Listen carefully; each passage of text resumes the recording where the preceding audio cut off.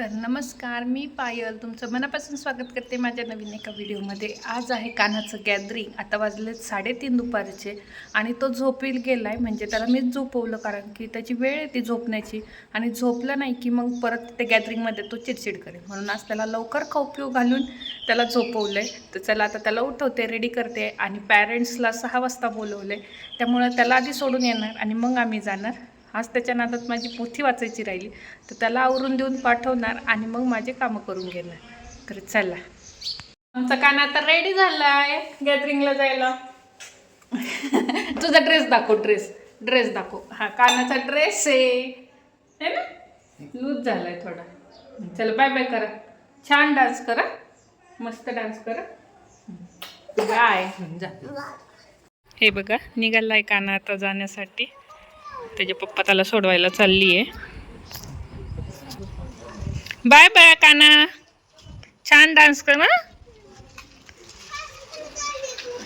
चला आता 4 वाजलेत. काना तर गेला आहे, त्यांना जेवण आहे. काना काही खात नाही, पण जेवण आहे तरी त्यांना.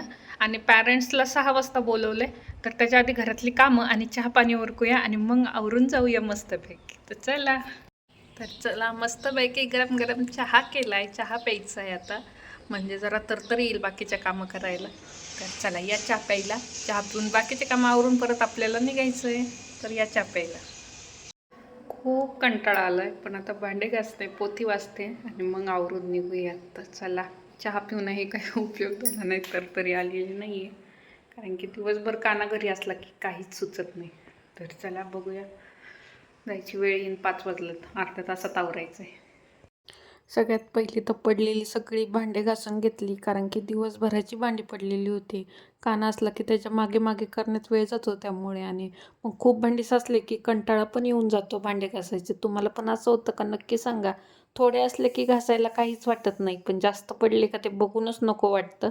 मग भांडे घासून घेतले आणि नंतर मस्तपैकी पूजा अर्चा करून घेतली. पोथी राहिली होती वाचायची, ती पण वाचून घेतली. त्याचं काही मी शूट घेतलं नाही. आणि इतकी घाई झाली नंतर आवरायला की मग मी पटकन रेडी झाली आणि ते पण शूट मी घेतलं नाही. मग डायरेक्ट गाडीवर बसलो तेव्हाच. तर असं मस्तपैकी रेडी होऊन आम्ही निघालो होतो. इथं काय मी जास्त साड्या आणलेल्या नाही आहेत, त्यामुळे जी होती तीच नेसली होती मी साडी, येल्लो कलरची, छान मस्तपैकी. आणि नंतर आम्ही पोहोचलो व्हेन्यूवर. आम्ही लवकरच गेलो होतो, 6 वाजता. कानाची भेट घेतली एकदा की तो खरंच व्यवस्थित आहे का वगैरे. आणि ओपन लॉन्सला मस्तपैकी गॅदरिंग होतं. तर हा पहिला परफॉर्मन्स होता गणपती बाप्पाचा. गणपती बाप्पाच्या आशीर्वादाने गॅदरिंगची सुरुवात झाली होती मस्तपैकी. नंतर कानाचंही गॅदरिंग झालं. नंतर गॅदरिंग संपल्यावर इथे पॉपकॉर्न खाण्यासाठी खूपच गर्दी झाली होती. मग त्यात कानाला पण पॉपकॉर्न पाहिजे नव्हते. इथे एक मी क्लिप टाकते कानाच्या डान्सची. इथे ऑडिओ अलाउड नाही आहे, म्हणून छोटीशीच क्लिप टाकते.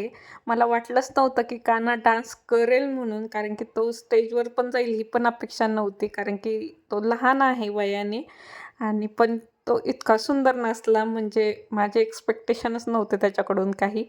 पण खरंच हा त्याचा फर्स्ट स्टेज परफॉर्मन्स होता आणि मला एवढं प्राऊड फील होतं. माझ्या डोळ्यात अक्षरशः पाणी आलं होतं, कारण की खरंच मुलाला असं बघणं एका आईसाठी कौतुकच असतं आणि प्रत्येकच आईला हे कौतुक वाटत असतं.